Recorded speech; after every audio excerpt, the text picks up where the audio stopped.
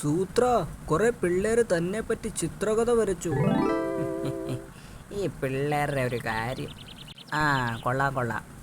ചേട്ടനാ വരച്ചത്. ഇനി കഥ എഴുതണം. എഴുതാൻ ചേട്ടൻ ഇപ്പോൾ വരും. ശരു, എഴുതാതെ തന്നെ ഈ കഥ എനിക്ക് പിടികിട്ടി. ഞാൻ പറഞ്ഞു തരാം. ഞാൻ ഈ കഥയിൽ സൂപ്പർ ഹീറോയാ.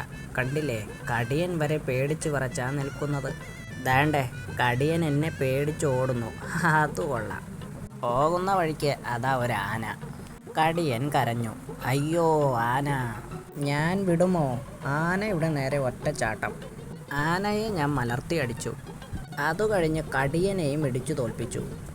അവസാനത്തെ ഡയലോഗ് സൂപ്പർ ഹീറോ സൂത്രൻ. ചേട്ടൻ കഥ എഴുതാൻ പോവുകയാ. ചേട്ടാ, എഴുതി കഴിഞ്ഞു, വായിച്ചോ. ഇതായിരുന്നു കഥ. എനിക്ക് ആനയെ തിന്നണം, താൻ പോയി പിടിക്ക്. ആനയെ ഞാൻ കാണിച്ചു തരാം.